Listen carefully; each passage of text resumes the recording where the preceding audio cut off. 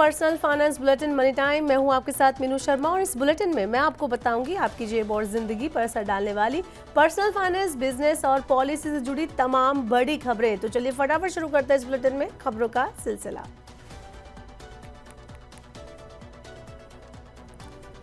Saving account state bank of India, HDFC bank और इसके अलावा ICICI बैंक जैसे बड़े बैंकों में अगर आपका है तो ये खबर आपके लिए बहुत ज़रूरी है। ये खबर सीधे आपकी जेब और फ्यूचर प्लानिंग से जुड़ी है। हाल ही में रिजर्व बैंक ऑफ इंडिया ने यानी RBI ने रेपो रेट में 50 बेसिस पॉइंट की कटौती की, जिसके बाद कई बैंकों ने सेविंग अकाउंट पर मिलने वाली ब्याज दरों में कटौती कर दी है। इसका सीधा असर आपकी जमा पूंजी और उस पर मिलने वाले रिटर्न पर पड़ेगा। अगर आपका अकाउंट इन बैंकों में है तो अब ये समझना आपके लिए ज़रूरी है कि की जमा पूंजी से होने वाली कमाई पहले जैसी नहीं रहेगी। SBI, HDFC bank, ICICI bank ने अब सेविंग अकाउंट की ब्याज दरों को घटाकर समान स्तर यानी एक ही लेवल पर ला दिया है। यानी अब चाहे आपके खाते में 10,000 रुपए हो या 10 करोड़ रुपए हो, आपको इंटरेस्ट यानी आपको ब्याज एक ही जैसा मिलेगा। बात करें SBI बैंक की तो इसने 2.5% सालाना ब्याज कर दिया है। चाहे 10,000 आपके खाते में जमा हो या 10 करोड़, आपको 2.5% सालाना ब्याज ही मिलेगा। ICICI बैंक और HDFC बैंक ने ये दर 2.75% कर दी है। इंडसइंड बैंक ने 3% से 5% तक स्लैब बेस्ड इन्होंने इंटरेस्ट रेट कर दिया है। बैंक ऑफ बड़ौदा की अगर हम बात करें तो 2.7% से 4.25% तक उन्होंने ब्याज दर कर दी है।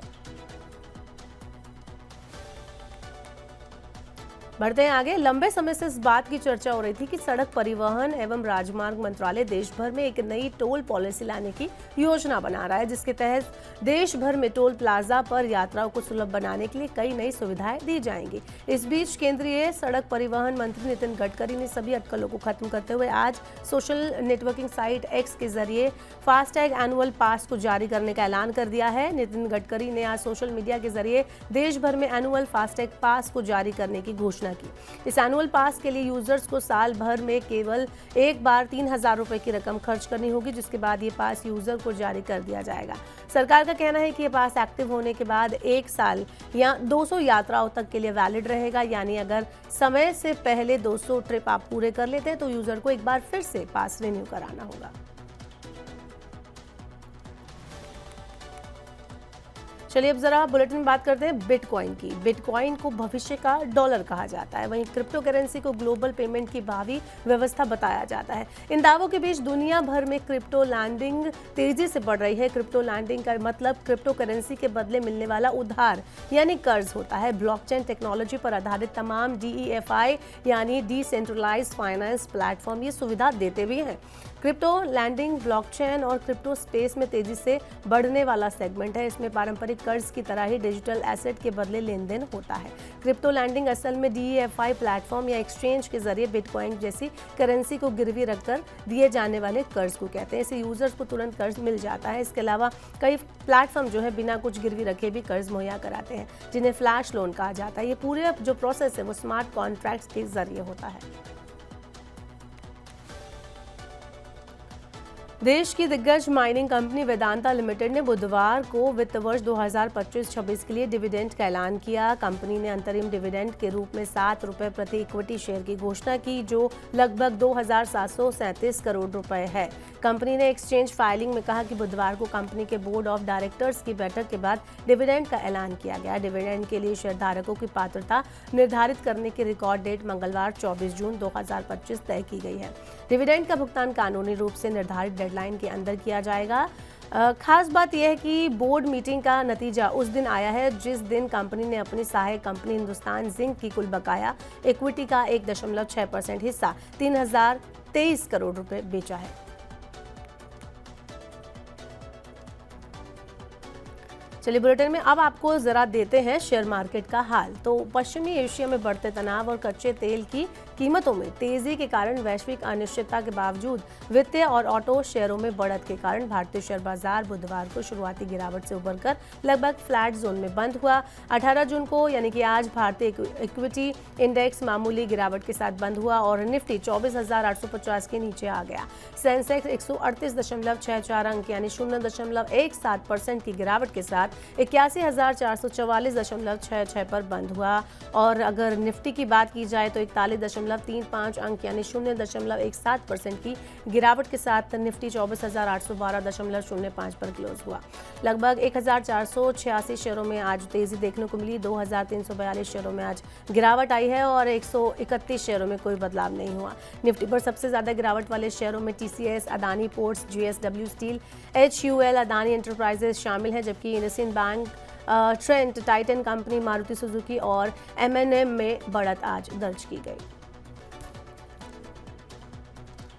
चलिए बुलेटिन में आपको शेयर मार्केट के बाद बताते हैं गोल्ड का क्या भाव है। तो घरेलू वायदा बाजार में सोने की कीमतों में गिरावट जारी है। निवेशकों की ओर से बड़े पैमाने पर मुनाफा वसूली की जा रही है, जिसके चलते अंतर्राष्ट्रीय स्तर से लेकर MCX और रिटेल सभी स्तर पर सोना लुढ़क गया है, जिसके चलते सोने की कीमत 1 लाख रुपए से नीचे आ गई।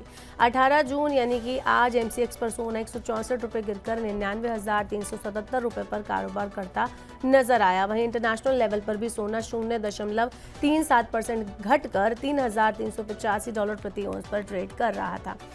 वहीं तनिष्क की वेबसाइट के मुताबिक 24 कैरेट सोने की कीमत 18 जून को 1,08,000 रुपये प्रति 10 ग्राम दर्ज की गई, जबकि 17 जून को इसकी कीमत 1,02,950 रुपये प्रति 10 ग्राम पर थी। वहीं आज की बात करें तो 22 कैरेट सोने के दाम 92,400 रुपये प्रति 10 ग्राम दर्ज किए गए, जो कि कल 9,34,500 रुपये प्रति 10 ग्राम दर्ज किए गए थे। वहीं पेटीएम पर बुधवार को 1 ग्राम सोने की कीमत 10,235 रुपये दर्ज की गई।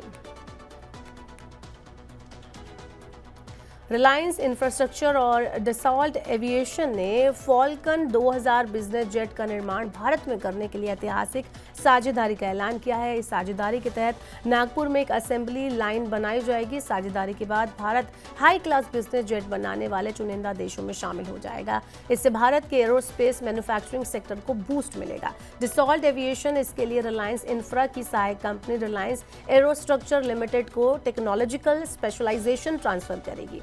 इस डील की जानकारी आते ही रिलायंस इंफ्रास्ट्रक्चर के शेयर में जोरदार तेजी देखने को मिली। दिन की शुरुआत में शेयर 365.90 रुपए पर ओपन हुआ। इसके बाद 386.50 रुपए के हाई और 362.10 रुपए के लो के बीच कारोबार करते हुए 5% की तेजी के साथ 386.50 रुपए पर यह जाकर बंद हुआ। पिछले एक महीने में ये शेयर 38.28% का रिटर्न दे चुका है।